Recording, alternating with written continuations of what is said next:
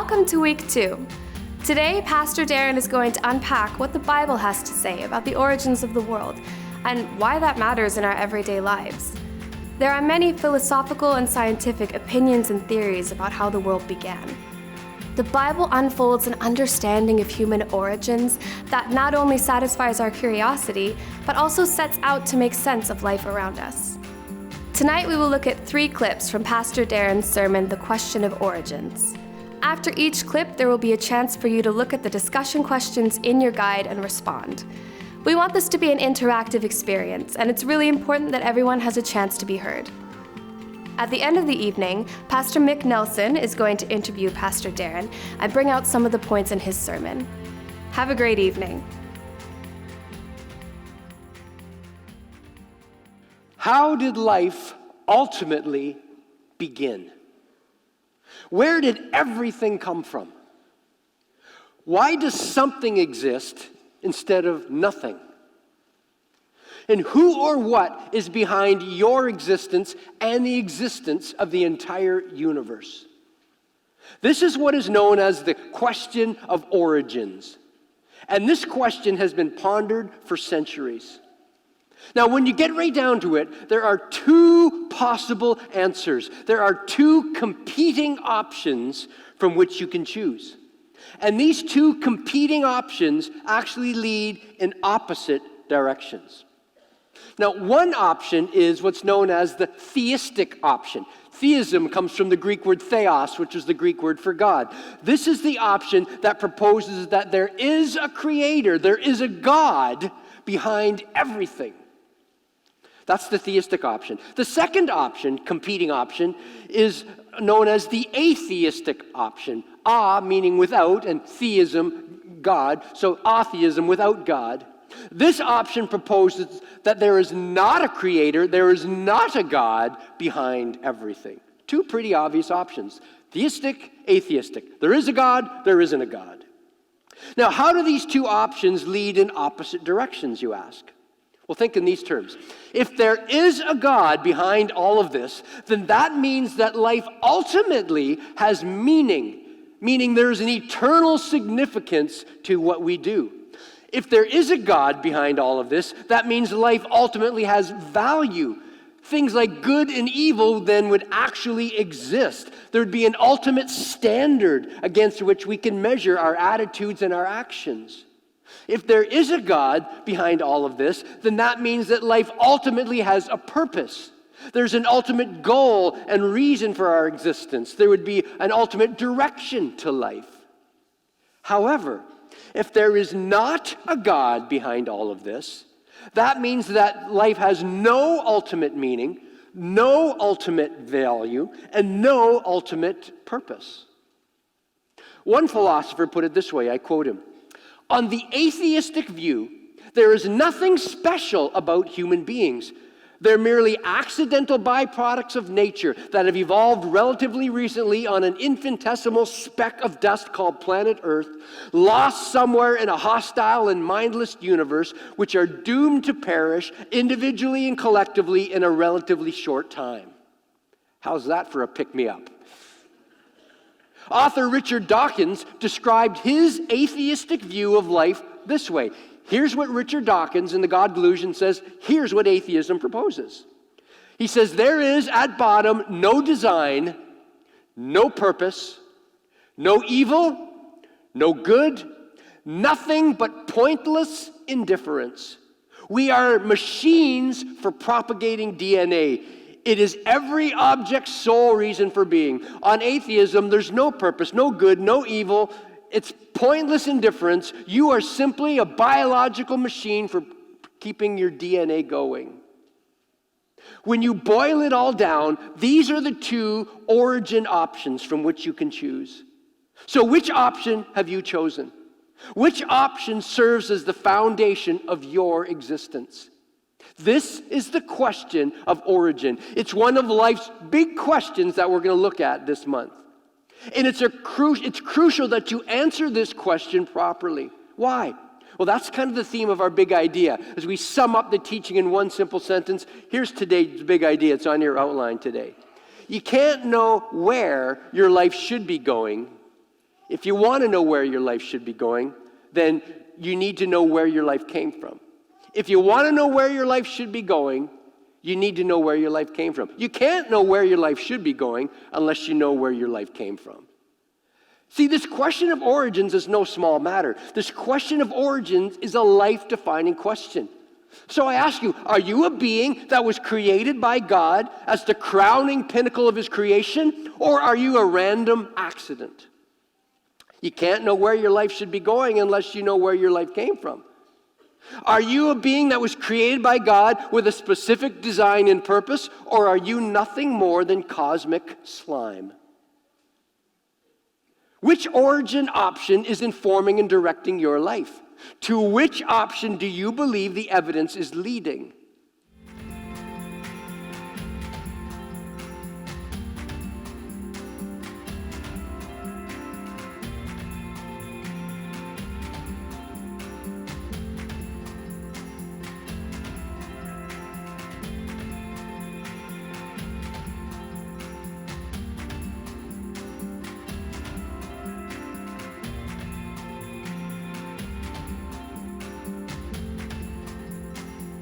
From a cruise ship, everyone saw a thin, bearded man on a small island as they were passing this island. And this thin, bearded man was shouting out at the top of his lungs to this passing ship. Who is that man? And why is he shouting? Why is he so upset? A passenger asked the captain. And the captain said, I have no idea. But every year when we pass by that island, the same guy's out there shouting that same thing. Every time the captain passed by that island, he chose to ignore what was being shouted out to him. Well, according to the Bible, the universe is shouting out to us as well. The heavens declare the glory of God. The skies proclaim the work of his hands. Day after day, they pour forth speech. Night after night, they reveal knowledge. The universe is declaring, it's proclaiming, it's pouring forth speech, it's revealing. What exactly is the universe shouting out to us? Let's think this through together for a moment, folks. First of all, can we agree that the universe exists? That's an undeniable reality. You exist. That's an undeniable reality. It's an undeniable starting point. The universe exists. Okay, so what are the possible explanations for the universe?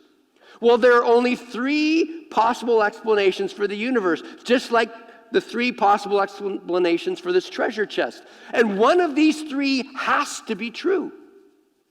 One possible explanation for the universe is that the universe is eternal, that it has always existed. Now, for centuries, atheists proposed this first option, the eternal universe option, that it had always existed. But in 1929, astronomer Edwin Hubble, made a discovery that rocked the scientific world. Through his research into light patterns from distant galaxies, Hubble stumbled upon an incredible find. He had visual and measurable evidence that, like this balloon, think of this balloon as the universe.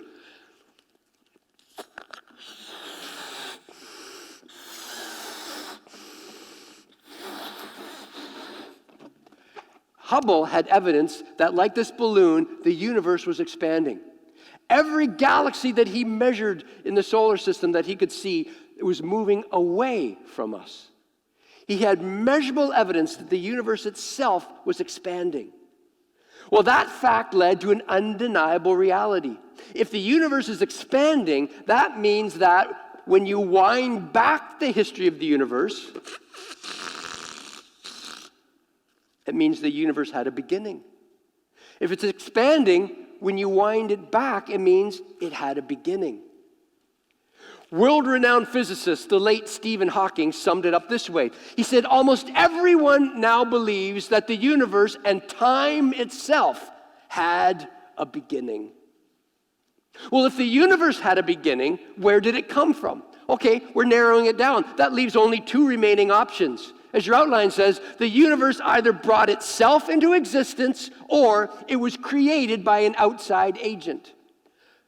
If it had a beginning, it either brought itself into existence or it was created by an outside agent. Now, atheists propose that the universe brought itself into existence on its own out of nothing. Okay, except there's a problem with this option, and that's this. A self-caused entity is actually an irrational concept.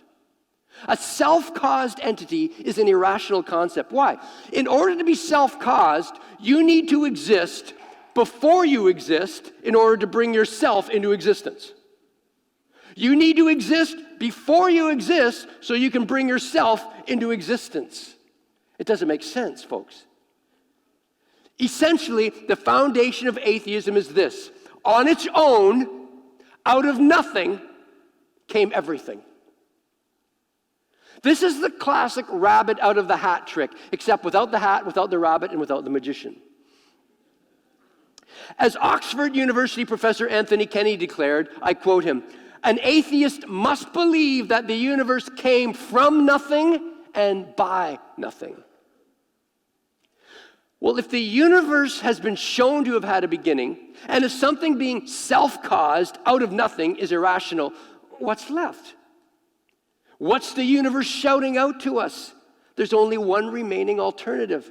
Our universe must have been created by an outside agent. And this simple fact stands as a powerful answer to the question of origins. The heavens declares the glory of God. The skies proclaim the work of his hands. Day after day they pour forth speech. Night after night they reveal knowledge. What's the universe shouting out to us? The universe is shouting out to us the fact that there is no rational explanation for its existence apart from a creator.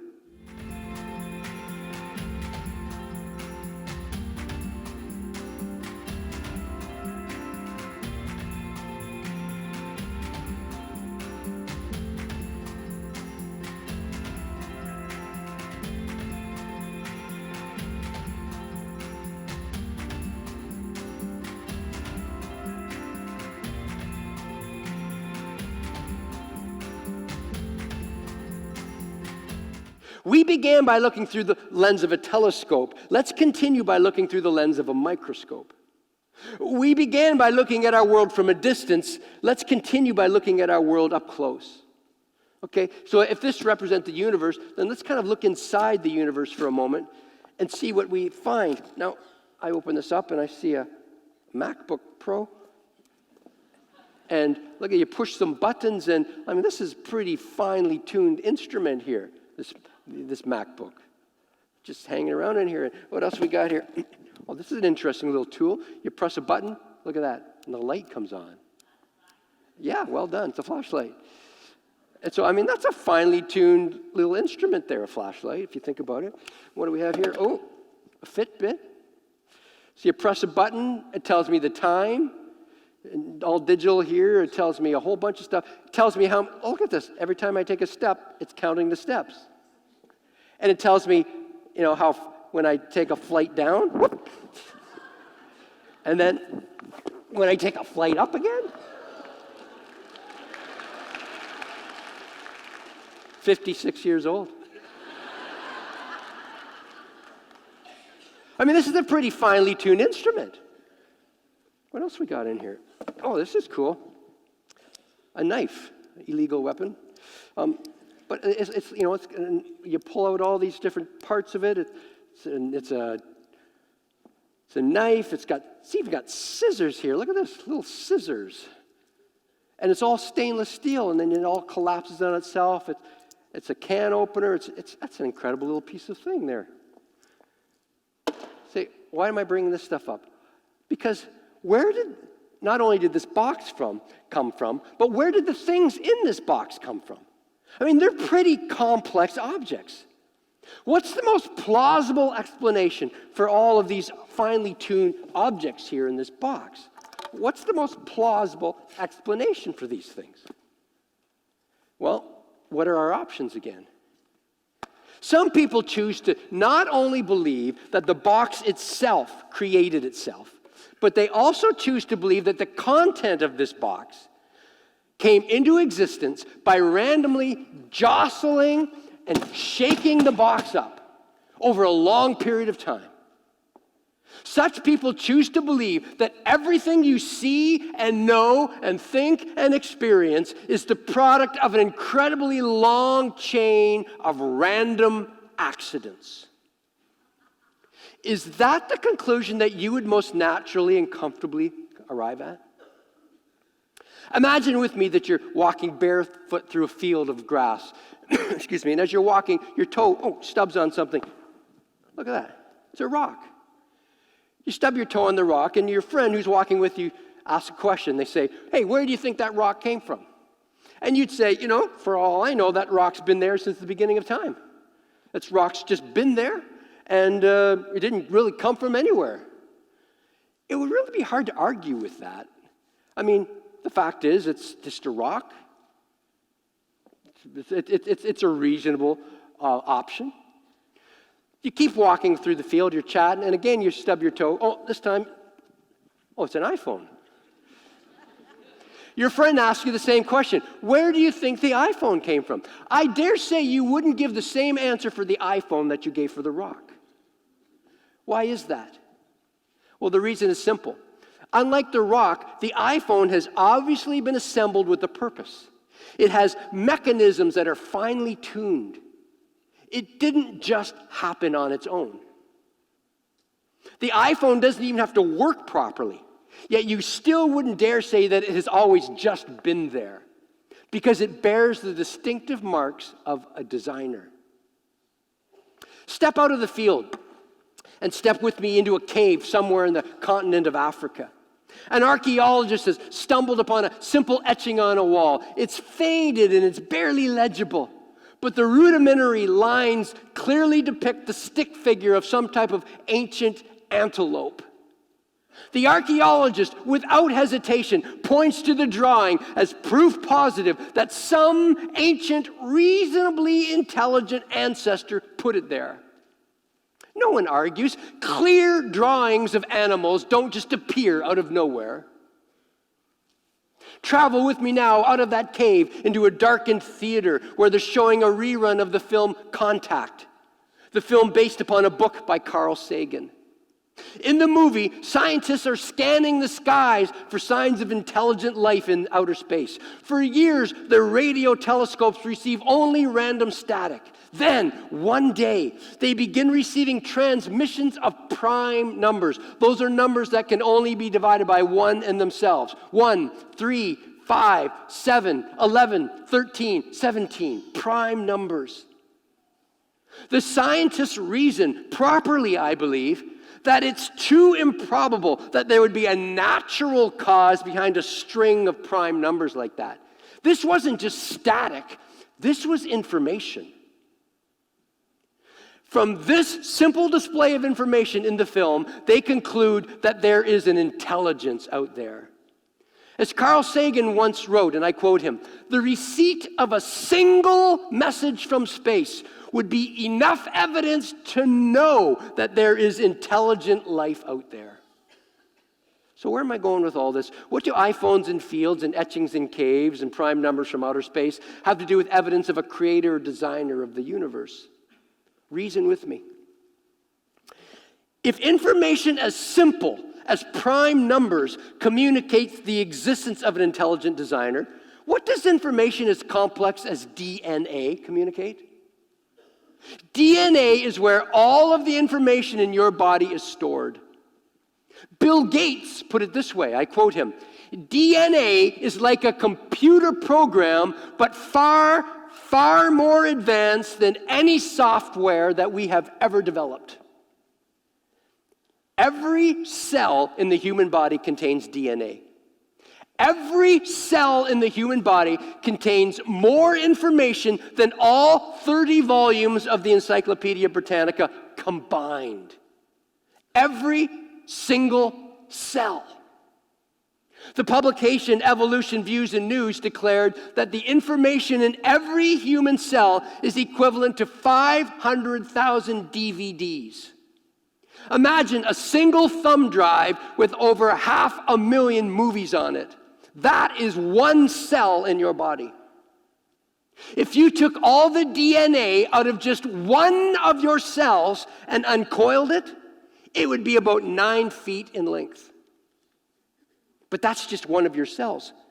The average human body doesn't have just one cell. The average adult human has 100 trillion cells.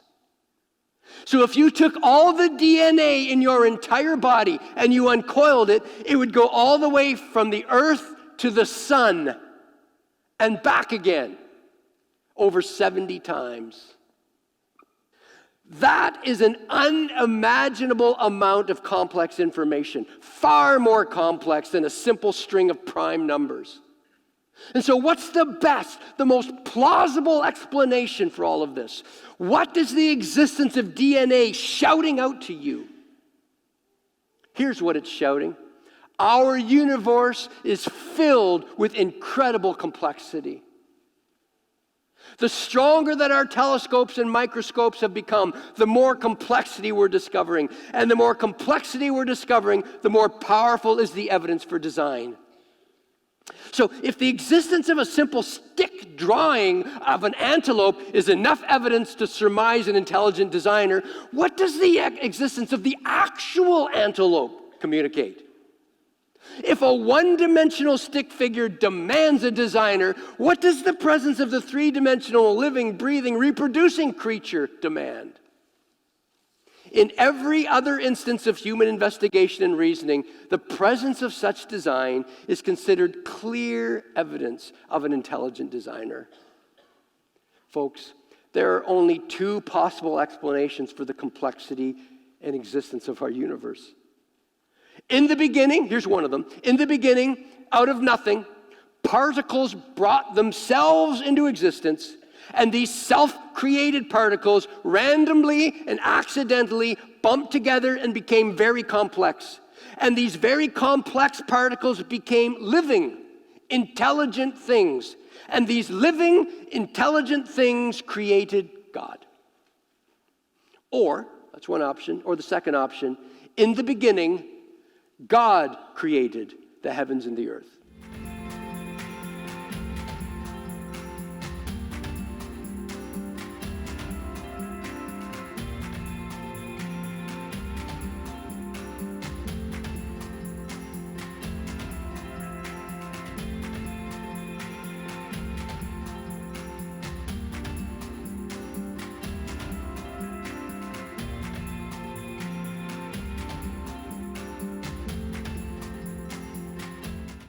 Hello, and welcome to the Life's Big Questions Worldview Small Group Series.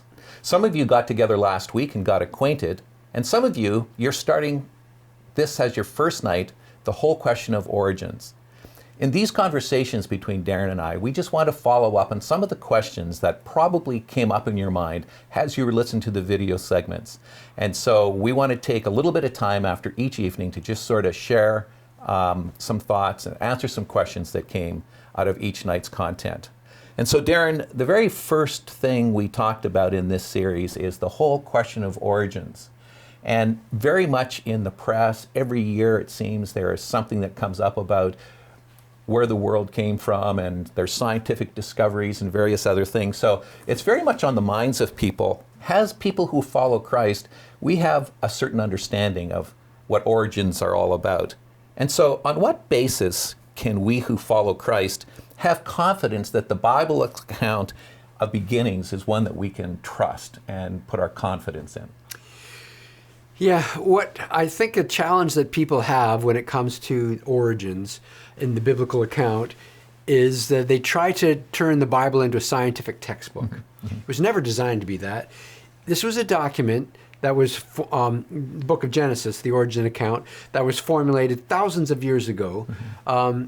And it's designed to communicate cross-culturally throughout generations, through thousands of years, at all different levels of scientific knowledge, mm-hmm. etc. Yet it's designed to communicate the basic core elements, core truth of where everything came from.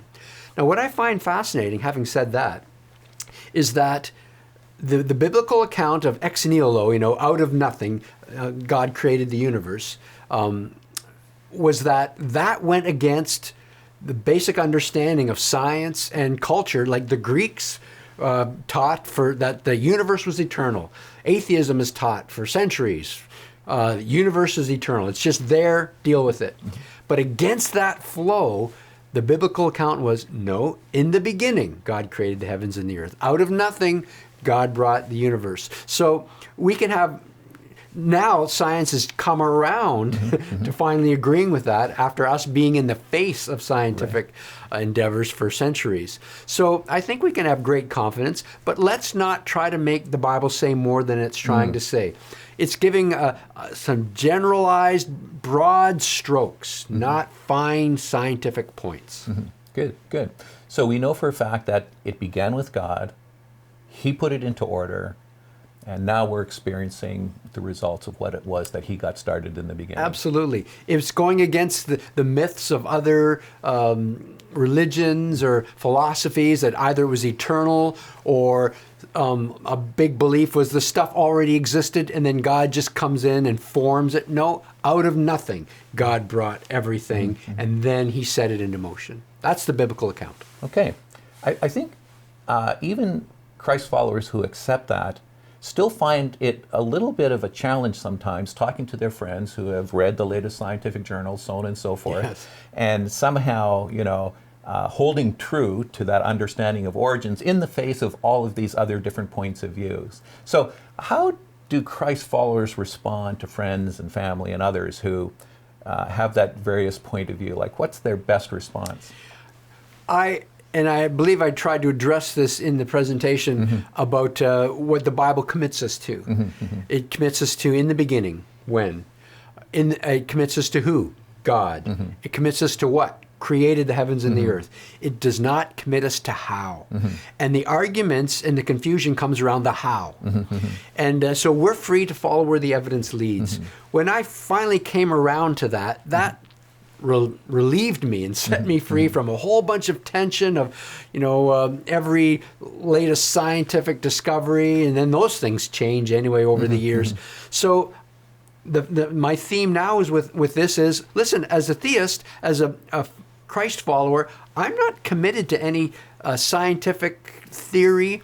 I'm simply committed to God created the earth. He created the universe. How he did it, I don't know. How it was worked out, I don't know. The Bible isn't really concerned with that, doesn't address that. We can follow where the evidence leads. So it's not a matter of either you believe the Bible or you believe science.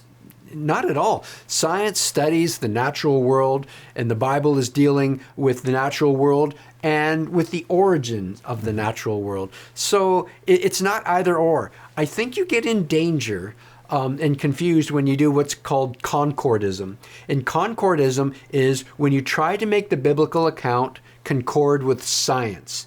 And you try to say, well, the expansion, the Scripture talks about the expansion of the heavens. Well, that's the Big Bang. No.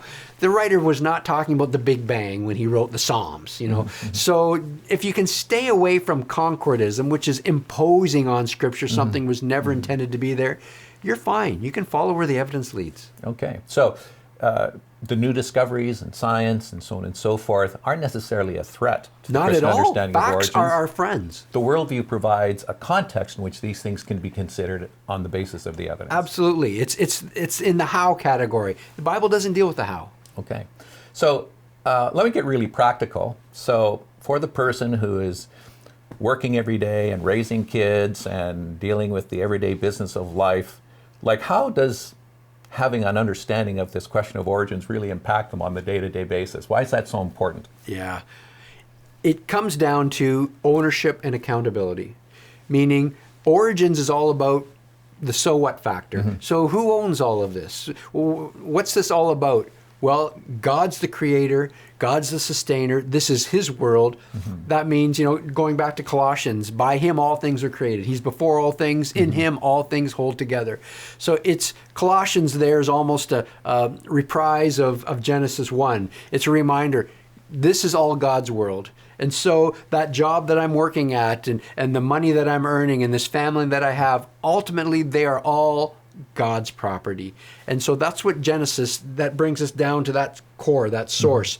This is God's world. He created it, He owns it, and I'm accountable to Him for what I do in His world. Okay. So basically, the Christian worldview gives us a context. A context for everything we do. Great.